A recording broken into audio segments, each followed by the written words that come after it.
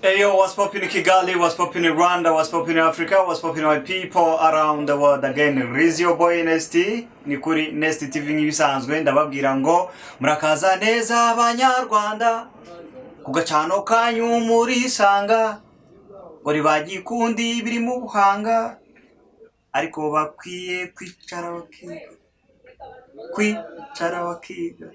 Hey yo family, ikaze nanone nakubwira ngo wowe utameze neza ukomeze usenga Imana ibigenze neza, nawe umeze neza usenga Imana ngo irinde ibyo wagezeho, hati insanganya zitazaza zikabitwara kuko byaje niko byanagenda, ariko kandi turasenga ngo twese muri rusange tujye tuba tumeze fresh mu gihe twicaye kuri iyi channel turi kwiyumvira ibintu biruhura umutima, biruhura umutwe, tujye tuba twimereye fresh. Anyways, twagarutse mu tuntu twacu, twagarutse muri game yacu. As I promise you guys, I'm here to stay,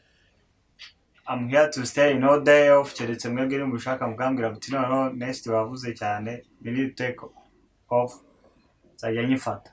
Ariko by'umwihariko kandi uyu munsi sindi njyenyine nyuma ya kamera ndi kumwe na my big brother bamwita Max the Baddest. Yo bro. Gabon. Turagusubije cyane kandi tuguhaye ikaze nubwo ari kure, ariko ibyo tugenda tuganira biraza kuba bibageraho mu byumba kuko ntabwo ari kure cyane. Anyways Max, uyu munsi rero impamvu nifuje yuko utajya kuri kamera gusa, ahubwo nifuje yuko twaganira nuko topic ngira ngo nganiriza abantu uyifiteho amakuru menshi kandi uyifiteho n'ubuhamya bwinshi, bityo navuze ni sindi buyikubire, ahubwo turungurana ibitekerezo kugira ngo tujye tuganira ibintu tunareba ngo ese hakorwa iki, kuko ibintu biba bibabaje cyane. Topic ngira ngo tuganireho ni topic ivuga ngo kudahagacira abahanzi nyarwanda cyangwa kutabakorera follow up, nyamara kandi hari ababishoboye bakagenda bakajya inyuma iyo ngiyo tutazi, bakicwa na depression, bakazagaruka igihe runaka bameze nk'uko twabonye Bill Ruzima ameze. Ndibaza ese birakwiye umuntu wasavinze imitima y'abantu igahembuka, umuntu waririmbye kapoze urukundo rugakomera uyu munsi wenda ikaba yaranibarutse abana ari bakuru, umuntu waririmbye hari umuryango wenda gutana akarimba ngo Imana y'abakundana bakumva iyo Imana iriho koko, but today ukabona ifoto imeze nka gutya ukanayigereranya n'imeze nka gutya. Eske ibyo bintu ushobora kumva yuko ari ibintu bisanzwe? Max, burabiterwa n'iki ngo umuhanzi nyarwanda aririmba indirimbo afasha abantu ube hiti ajye mu bitaramo, igihe nikigera cyo kwibuka no guhabwa agaciro no kuzamurirwa amakamba, ahubwo societe imuburisha irengero ijyana n'ibigezwe? Ntago njye uko mbitekereza bro, ntago umucambere, ntago umuhanzi aririmba kugira ngo azibukwe. Oya, umuhanzi nkawe uri gukurikiranye usanga baririmba kubera ari passion, bitangira atari uburyo bwo gushaka amafaranga, ari uburyo bwo kwishima no kwishimisha, bikarangira babaye aba star, bikagera ku rwego nyine babakuriye. Ariko icyo ugomba kumenya, ntago industry yakirakomera ku buryo igera ku rwego itunga abantu 100%. Iyo industry itarakomera rero hazamo amarisk ameze nka kure nyine umuntu aba afite izina riruta ubushobozi, riri hejuru y'ubushobozi afite. Ariko ibyo biterwa na public, niyo ituma yisanga nyine ari muri struggles zimeze kuri ubona nyine. Ariko ntago nkeka ko bya Bill Ruzima ubona ari depression y'iki y'ubuzima, kuko afite akazi arakora, afite ibiraka byinshi arakora, ntago icyo kibazo. Wenda hari ibindi mpamvu, nuko utanze urugero kuri Bill. Oya, hari n'abandi, nuko ari we duhereyeho, niwe wagaragaye, ariko hari n'abandi benshi. Ntago kuba umuhanzi artist ntago ikwigisha discipline bro. Wantekereza kuri icyo kintu kuvuga ngo ntago kuba umuhanzi bikwigisha discipline, nubwo waririmbira abandi ngo bajye mu rukundo, ntago biguha ufite urukundo rushurwa abandi, kuko nubwo wabiririmbye oya ushobora gukora ibyo bintu byose ariko utari discipline mu buzima bwawe ku buryo nyine wisanga ama drugs yarakwatatse akakurusha imbaraga ukaba nabi kwa. Ariko icyo navuga ikibazo gihari mu industry nuko industry ubwayo abantu bafite amazina arusha ubushobozi bwabo. Ntabwo ushobora reka kuvuga izina ry'umuhanzi ariko ugasanga umuntu afite izina rikomeye ariko bro yaburaye bro. Yaburaye yabuze icyo kurya. Wowe uri umukunzi, uri umufana, uri umuntu umwemera, wabimenye. Nimuhura ukareba ukuntu ameze nuko wamwexpectingaga, uravuga ati ibi ntabwo bibaho, ukatangira kumuca amazi. Niyo mpamvu wumva nyine industry yacu ntabwo iratera imbere kwa. Nicyo kibazo, nta kindi kibazo kirimo cyo ko umuntu agenda akabura akagira nose yabura ne yaza kuri spotlight agakubita agatwiki. Ngewe experience mfite, ejo naganiriye n'umuhanzi, ntabwo nshaka kumuvuga, yaje ahantu twari turaganira, ndamubaza nise bro iyi hit wakoze hit, yakoze hit ebyiri zikomeye n'amahit menshi niki, afite na album. Ndabwira ati kuderuka gukora, ibaza nayo muje ngo kuderuka gukora indirimbo, kuderuka gusora indirimbo. Arambwira ati bro ngiye mfite album. Namaze ariko kuki so usigaye gukora gake? Arambwira namaze ubundi tugana deeply ko ntabwo byari kuri kamera niki, namaze se ubundi umuziki wawe kwema iki. Arambwira ngo zira hit zose ubona nakoze. Ndabwira ati ndi umufana wawe. Arambwira ati nakuyemo 100,000 byonyine. Inote yangahe? Inote 100,000 muri izo hit uriho vuga. Ukombwira kuntu ngo nyemera n'iki hit, yambwira ati kwimuzi ngiye amahit nakoze uzi amafaranga nakuyemo na amafaranga 100,000 nayo naguze nk'urukweto mwera byeri ahita shira.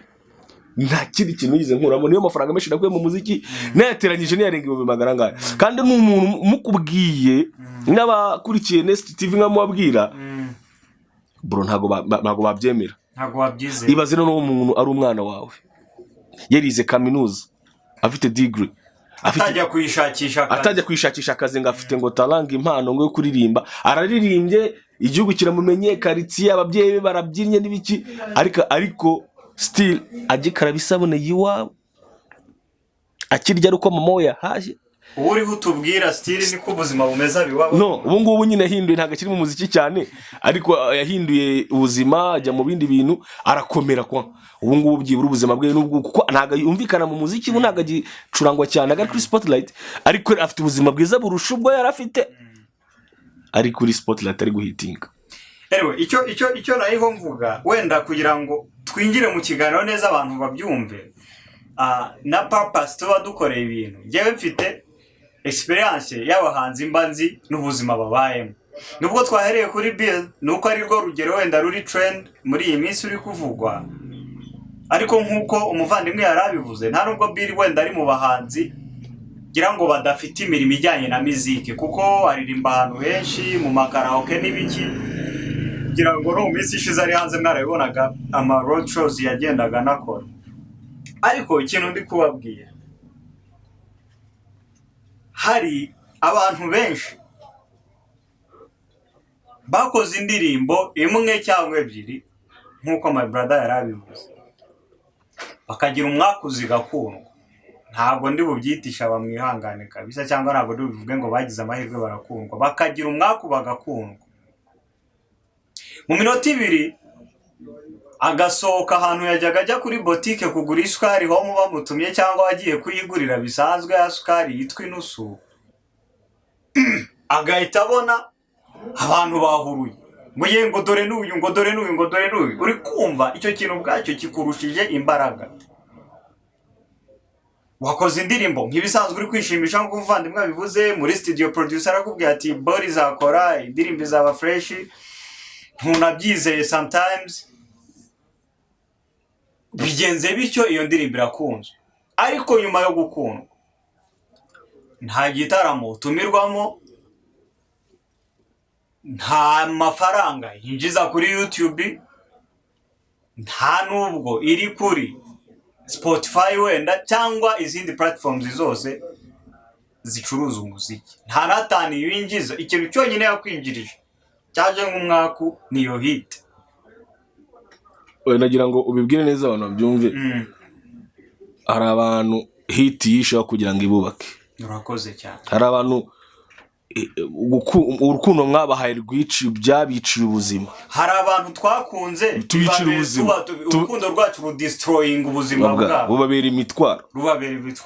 Sometimes nyine nicyo kintu wumva nyine abana cyangwa umuntu mu muziki nyitangira passion, ariko abashaka gukora umuziki like professional hari ibintu bagomba kubanza bakitegura.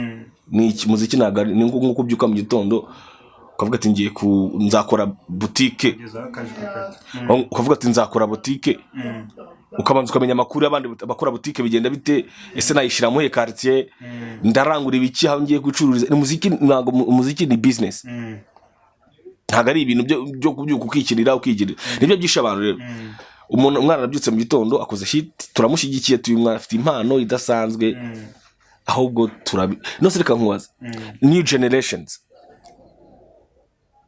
nibo nibandaho cyane, abandi bo reka tubareke baje ibintu bitarahinduka. Uzi ko abenshi ahubwo umuziki wabishe kurusha kububaka. Uburebye nk'agahinda ababyeyi babo bafite, ababyeyi babo bana bafite, warira bro. Ikibazo icyo narindi kuvuga nyine ibi bintu ukuntu twabahemukiye kubakunda, ibaza ariko ku rukundo twabaye ari ubuhemu. Baza gukunda umuntu ukaba ubizi neza ko urwo rukundo maybe abafana bo ntibabizi, none ikintu kiba atangira kugenda nk'umustar, uri kumva kwitike yo mu rugo, noneho akagira gutya akabagize chance ahuye na gang imukunda nyine y'abafana biwe, biramupeveye aho bagiye, bari proud yuko bari kumwe n'umustar, baragendanye. Ariko Max, urwo rugendo rwo kwitwara gutyo, ibyo bintu wabibamo imyaka 3, abo bantu baba bakibuka ya ndirimbo wakoze. Ikibazo ni kimwe abantu bagomba kumenya ukuri kubijyanye n'ibyo nuri kumbaza nyine uko mbifitemo express ndende. Abahanzi cyangwa abanyamuziki bamwe na bamwe kubakunda no kuba branding ahantu cyane n'ibiki bibicira ubuzima kurusha kububaka. Ubwo buzima uri kumbwira bw'umuhanzi umeze gutyo ntago aba mu buzima bwe, ari kuba mu buzima bw'inshuti ze. Ahuye n'umupeti n'undi muntu ufite akazi gakomeye, urumva aramuzenguruka na hehe kuko umva ari kumwe n'umustar, mbese ahubwo abandi bantu bari gukonsoma hiti, ariko we mu by'ukuri nta kintu ari kwinjiza muri hiti. Abandi bo bari kujya gukorera amafaranga bakaza kumwenjo yingiraho, ngo ngufate ku modoka bakajya gusangira mu maklub akomeye, kandi nta bushobozi afite bwo kwinjira aho hantu. Agiye mu hantu wenda ari gwitinga muri hari akabari gahitinga cyane, barasohokanye bari ibintu bihenze, abantu barahamubonye, ariko mu by'ukuri uwo muntu bari kumwe asinze gato akananirwa nk'ubushobozi bwo kwishyura, babararana. Urumva ikirisize muri kunyumva neza icyo tsakuvuga cyane, ndakumva cyane. Murasohotse ntabwo manager yavuga ngo kubera uri umuhanzi ngo turabababariye mu gihe kandi umuntu afite ubushobozi bwo kwishyura wenda yabaye overdose. Uratekereza nk'iyo situation ibaye, ariko ibyo bintu dufite ndakeka ko bizi ko mfite nk'ingero nanjye z'abantu bameze nka gutyo hiti yakoreye ibyo ngibyo. No ndakubwiye ngo 70% ni situation iri Kigali mu industry y'umuziki. Abantu bafite amazina baremereye kurusha ubuzima bwabo, ari nabyo ntabwo n'abanyamuziki gusa ariko uzabicunge ni generation yacu twese. Umuntu wese ushobora kujya imbere ya kamera ikamureba akagira umwaka agaragara n'abantu 100, akagenda ugahura n'abantu 100 bakumva nyine ubuzima ubayemo. Reka kwifata muri situation yuko wahura n'abantu no mu buzima busanzwe, ubuzima urubyiruko ruri kuba mu n'abantu bakunda bonye nako naho tugitandukaniye nabo, urumva nabo TikTok nabo ibyo dukonsominga nabo nibyo babigiraho nabo nkuko tubigiraho. Cyo nakubwira ubuzima bwose muri rusange teri bujya abanyamuziki, cyamaze cyo abanyamuziki bo n'urundi rwego biri high level, ariko nabandi nabo uzarebe abantu muziranye wenda ndavuga urubyiruko babaho muri level itari yabo, babaho mu bintu babona kuma internet. Urapostinga agafoto kuri Facebook warebwa n'abantu 500, ugahita umvura umuntu wa danger, ugahita umva wasohokera ahantu harenze, nta bushobozi. Ubundi ikambwira niba udafite ubushobozi bwo gusohokera ahantu byibura 2 mu cyumweru, ahantu ntago ari level yawe already.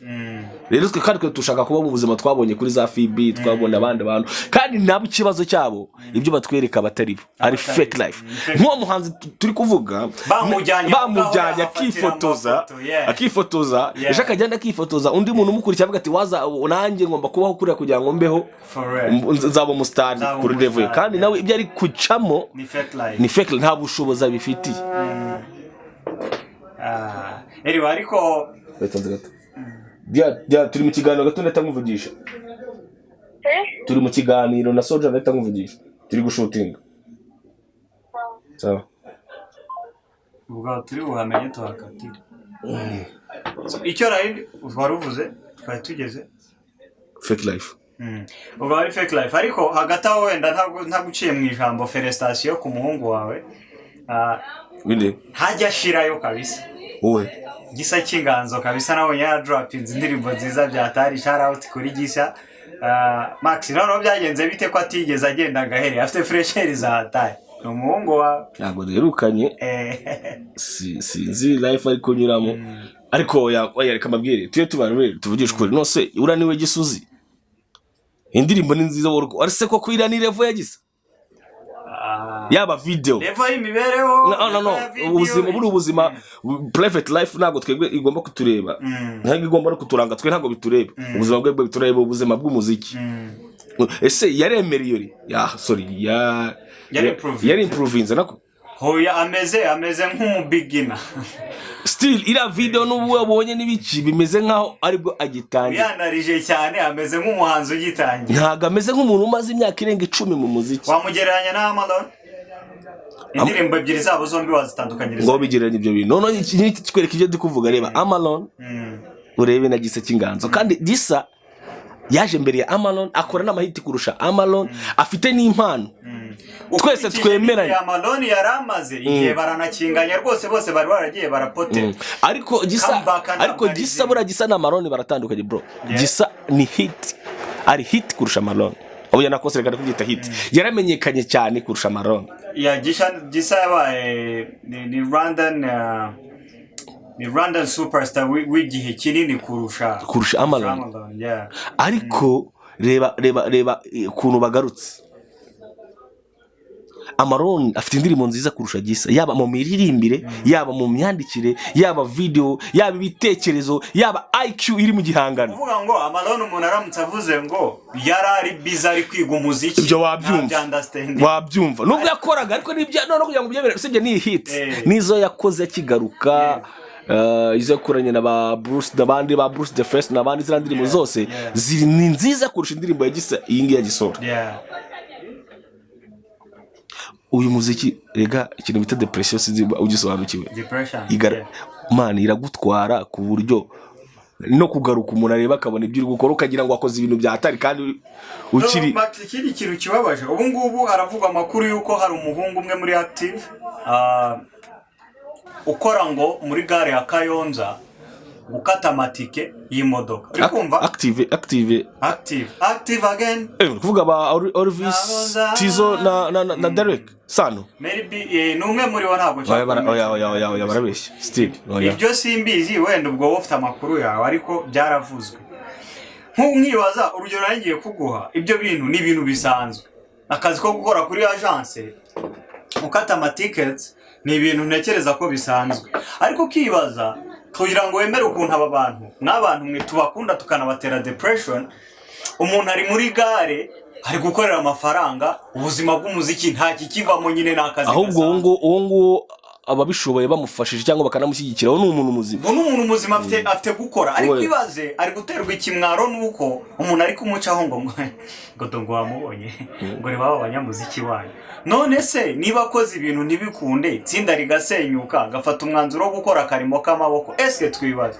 uretse kubaho ababyeyi barishwe n'agahinda bumva ngo umwana wabo ni umusitari umusaruro abazanira ari uguhora yagiye muri gereza sibyo cyangwa hari kubagora mu bundi buryo kubera ko arashaka kubaho nk'umusitari ariko nta income nimwe yinjira cyakoze igihari n'abana batanu bari kurera byanye nabikuye muri reka ukiramubwira akantu kamwe umuhanzi nyarwanda yinjiza izuzi wowe ubasha kumenya mu buryo bumeze bute umuhanzi nyarwanda rero kugira yinjize uburyo ni bwinshi ariko bitewe n'imikorere sibyo ndaguha urugero rwande wembwira tuganiraga ibintu by'ukuri kugira abantu babyumve wembwira uti nk'uyu muhanzi ubona yinjiza gute genda tureke iby'umuhanzi ndashaka kumenya situation wowe uko ubyumva uko uyibona nk'umuntu yibamo rero ukuntu yinjiza sibyo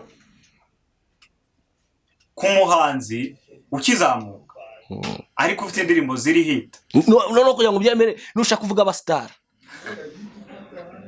Reka dufate urugero nko kwenda kakangura urugero rworoshye rw'umuntu nzi ukunda gukora ibyo bintu ariko ahoza. Umupeti bita Bruce the First uramuzi? Uramubona. Rura mupeti agira amasingo atari menshi cyane ariko akagira amayipi ajya kuba nkaho maybe ubuzima ze kuba nk'ebyiri I think niba ntari kwibeshya ariko ari guteguza n'indi ya gatatu. Icyo ndi gushaka kukwereka ipi yumvwa cyane sibyo kandi imbuga zicuruza umuziki zitanga amafaranga menshi ntabwo ari YouTube nizi Spotify niza Deezer n'izindi boro ni nyinshi byahatari kumva kandi hose izo boro yazishize hari udufaranga ayo ma plays agenda muha buri gihe sibyo udufaranga ariko ntabwo mvuze amafaranga ariko ntibyamutunga uyu tubyebezo udufaranga dushobora kugutunga noneho ukagaruka ukareba bya bitaramo byoroheje akora by'abantu badafite ubushobozi bwo gutumira Riderman bwo gutumira Bulldog ariko hari undi muntu societe yumva buri munsi nyine ufite ibintu bihora biplayingwa witwa Bruce the First. Reka ukira kangura karuka abahanzi baragoye uri kubivuga mu buryo rwose umuntu yakumva ko bimeze neza. Kangura urugero Bruce the First yakoze video urakeka ashaka kwishura amafaranga ngahe video ya nyuma Ogiye rero abajene kubera twabanye sorry kubera ku societe y'abajanzi nanjye nyibamo hari ibintu ntatinda sibyo ukimbaza nk'icya video buriya video hari team ndabyumva n'ubushuti bashaka kwikora as a group ariko umenye ikintu kimwe noso uraceka ko nta bitandukanye na Bruce Melody na Faizo kuko Faizo ntago Bruce Melody noso uraceka ko nta bisohoka nta bintu bashora n'ubushuti gusa na transport nta bantu nta myenda ntaki ibyo birahari birisho none kugira ngo ubyemere nuko ibyo bisohoka nibyo wumva ko ari bike bisohoka ntago biba byinjira biruta ibyinjira.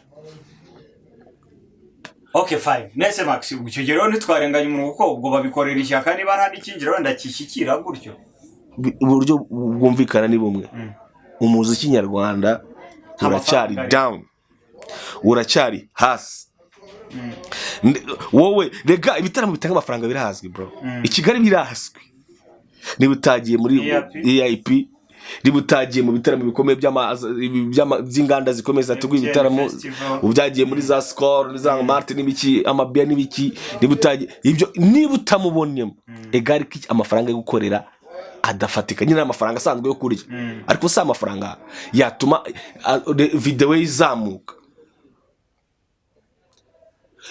Igihari rero mu muziki kimwe cyonyine gihari ushaka kuvuga ngo agiye gutanga ngajye mu muziki ngajye ngo gutunga ibiki n'ibiki kubibona biragoye ariko mandika ngo urugero Max ndagira ngo tuvuge ibintu wenda tunibaza ngo eske niba bimeze bityo abantu se bareke kuririmba bakora iki bakora umuziki babimenye umuziki nyine cyo kibazo kibaho nuko abantu bashaka kumva ko umuziki ngo ufite amafaranga bari gushaka gufekinga ababakurikira ko ubuzima bari kunyuramo bumeze neza buryoshye. Nta muhanzi wambwiraga kandi ukomeye wowe bwatwe tubigana mbere yuko dutangiye ikiganiro umbwira yuko ngo yaririmbiraga bye nibyo nakubwiraga uwo muhanzi ibaze waririmbye abantu bro dirimbo arimo nka zingahe zifite miliyoni irenga ariko uyu munsi none akaba ageze ahantu kajyana gukubita akakaraoke kabisha tatinya kuvuga ko gashobora kuba kamuhemba nka Petit Mitsi nyirukareba ukabona man ntacyo gukora afite uretse iryo zina gusa yitwa ngarafite ariko life is hard for real cyane ubuzima bw'umunyamuziki wo mu Rwanda bumeze nk'urusimbikwa kandi none ikibazo nyine nta kintu wakora ngo bihindure kubera ko n'undi twavugaga ikisabwa nuko amakampani akomeye n'igihugu muri rusange hari ubundi buryo cyongera gutekerereza umuziki kigashyiramo amafaranga. Even if bitabaye umuntu arazayitinga tukubwira ati urakoze gusura uriyishe uriyishe. Kid arihe? Gaju. Kid pana Kid Gaju no. Kidi QD ratateta mfite tuza n'umutima. nuko utabasha kwaccessinga ku makuru ye, ariko nyine nawe rega wari ikintu cyica umuntu. Ariko QD nawe ntago QD kwatumfata gutyo. Ntago mvuga life. Amen. We afite uko biri, afite aherutse gusora indirimbo ibyo ari byo byose. Nande na social. Afite indirimbo ari kumwe na Zeo Trap. Narayibonye byose yo ni yavuga. Ariko ntago hit yagize kuri Teta. Ese ugira ngo Teta ugira ngo Teta ko yari hitinze ko byabe byiza. Pressure byamushizeho. Niyo wagira ute kugira ngo azajye gukora indirimbo kuri Alive. Iyo ni Zeo Trap yavuze ikintu cyiza arakunze bya hatari. Abtipa rire bya hatari. Shout out to you maneka. Ari rire bya hatari. Yaravuze ngo hari ukuntu ugenda nyine ufite hit yo mu Rwanda nyine yakuruse ukagenda ugiye nko kwitegera bike kwambaye udupfukamunwa wifunze, noneho ngo iyo ugize umwaka moto igahagarara nko muri Feruje umufaraka kubona ngo niwo mwaka wa mbere byari kurutwa, ahubwo ntiwihishe uri kumva. Kandi nta kindi kintu nyine gihari cyo gukora, ntiwagenda ntiwagura imodoka utabifitiye ubushobozi, ntiwa taxi move utabifitiye ubushobozi. Birasaba kugendera n'ubushobozi bwawe, ariko ubwo bushobozi bwawe twebwe none ikibazo ni kimwe, turagukunze turakwamamaje ariko ntitwiteguye kutwereka intege nke zawe kuko ntacyo twazikoraho. Ntitwiteguye kutwereka ko waburaye. None ikibazo kitazire kubakurikira umuziki nyarwanda. Niba umuhanzi ariho neza, ari kugira ubuzima bwiza, tubona ari gutrendinga cyane, no wacu nasubira inyuma nabo ubuzima binu wabo wadere wa muhanzi bayi ntago avuga ngo dere wa muhanzi wacu ya dere wa muhanzi banyi dere babahanzi bayi. Ariko nasaba abahanzi basi niyo yakora indirimbo bikajya bica ibihe bya hit bikarangira, bajye batwapudetinga banatwereke ko bameze neza, niyo batubeshya ndabeshya byibuza na posting nkuko yarasanzwe post, kuko nk'uyu munsi umuntu ashobora kubaza ngo amakuru ya Mani Martin nshuti yanjye. Ariko no kugira ngo byemere ushobora gusanga Mani Martin abayeho neza kurusha abahanzi ubona kuri Spotlight. Nyine ugize ubwenge ibi bintu abivamo akitsimba akigira muri ya mirimo isanzwe, ariko still naho ugize umwaka nawe dore kibona kitazira cyica cyane no kuba atari kuri Spotlight ubwabyo nabyo bimutera depression yatari, kuko abavuga ati dore wa mwana nafashaga ni uri gutrending nuri gukora ibintu bya hatari waciye igihugu, avuga ati usuriye dore ikibazo gihari rero no mu muziki nyarwanda ntago gushyigikirana bibamo, ahubwo buru abantu ba mbere b'indyari mu ijambo. Ikibazo kiri mu bahanzi gusa cyane producers at the same time. Ese aba producer babayeho neza, ndavuga industry ntago ndi kuvuga ahubwo no kugira ngo byemere aba producer bari ku rundi rwego. Aba producer bamwe na bamwe bo bimeze neza, ariko abandi bo bari inyuma n'uzi no gukora ikintu ukumva indirimbo iri gutrendinga wakoze wagizeho touch nta nukuvuga akora byumva bro. Na ahantu umuhanzi yicaye baravuga ati ngo indirimbo yakozwe na Amalon akufite indirimbo nziza, ntabwo bashaka kumva creativity ya Muriro so ikoze ntabwo bashaka kumva ibintu ko bira byose kugira ngo Amalon aririmbe bigere kuri rwego.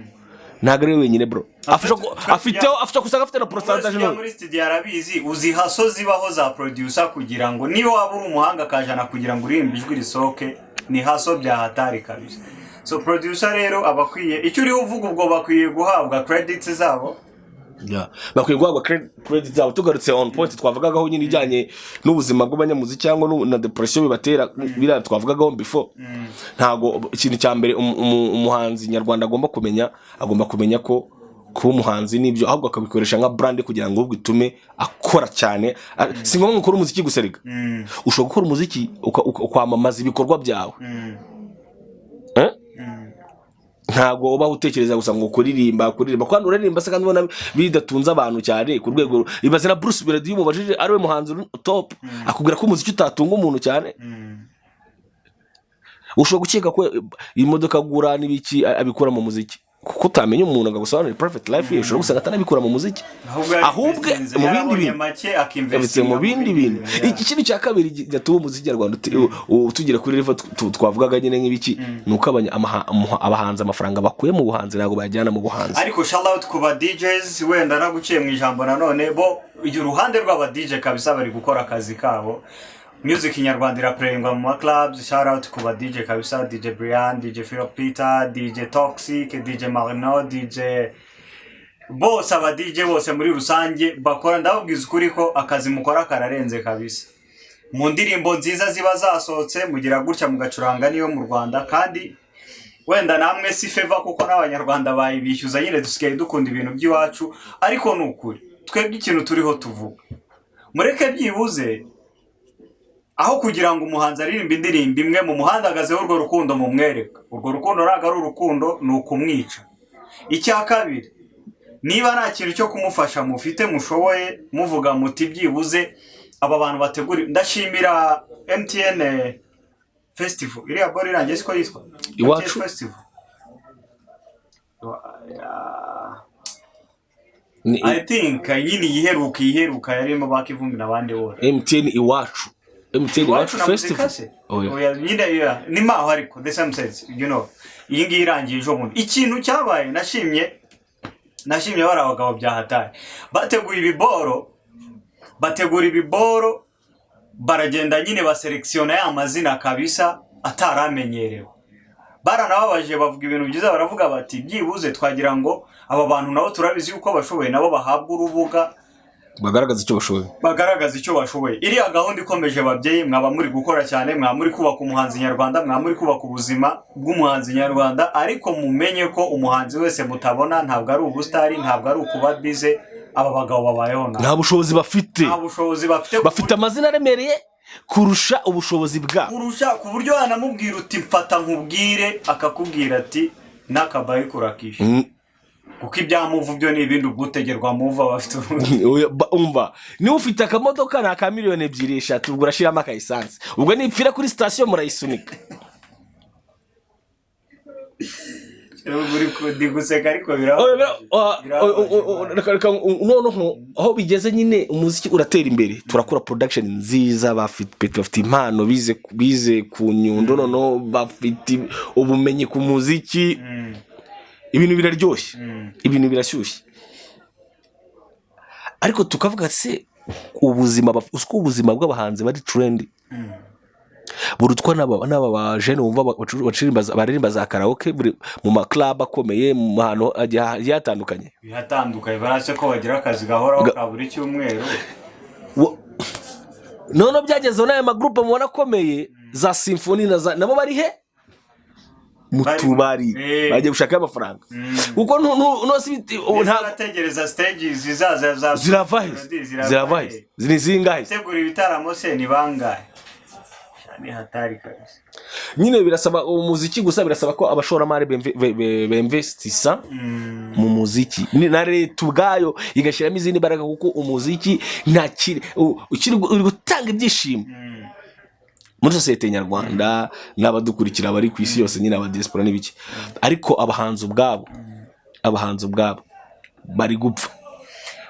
Abantu tubana hano kuri Nest TV uko ngira ngo ibi bintu ni ibintu birebire. Urana aha dutangiriye tubivuga twicaye hano, gendagira ngo tuzabiprovinge, dushake bamwe mu bahanzi ku buryo ngenza yamwereka umuntu ukabona wigeze kumukunda, ariko yatuganiriza ukumva ubuzima arimo nawe arivugira ko atari bwiza. Ibyo bintu tuzabikora ndabibijeje, tuzaya tugenda tugerageze kubereka ubuzima bw'abahanzi abo tuzaya tubasha kuba twageraho.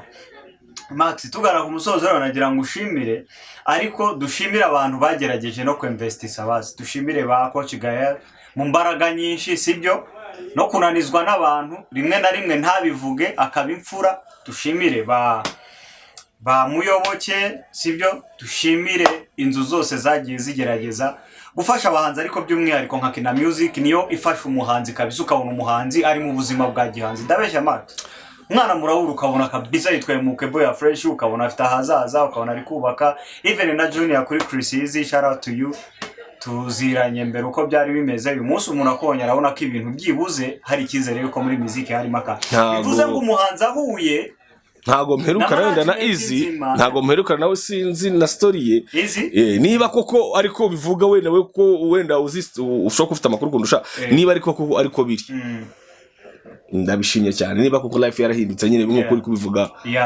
Aya buzima burahinduka, umuntu ayibona ko ubuzima buhinduka. Niba atari buzima kuri televizion, udutano icyo kintu cyumve, hari ubuzima kuri televizion na radio n'imbuga nkoranyambaga, n'ubuzima buri rurera bw'umuntu koko by'ukuri. Rero ngenda ndashaka kujya mbihinyuza kuko nzi byinshi, mfite amakuru menshi rwose, menshi afatika y'abantu bafekinga abantu fake. Tuzajya ukodesha imodoka amezi 2, ejo twabona wahinduye wakodesheje indi kubera ubushobozi ngo wayitije runaka, cyangwa ngo wabonaga gashaje ngo uragahindura, kandi uri gukodesha imodoka ukabwira abantu wenda nubwo bitatureba, ariko buryo bagiye kuri spotlight nyine biba bitureba igumira inyuma kugira ngo abantu bitabakora no kugira ngo bagire icyo bakuvugaho. Gusa nyine icyo navuga nanjye, ubuzima bwa Gistar ni ubuzima bubi muri rusange, no gusoma bwa Gistar udafite amafaranga aho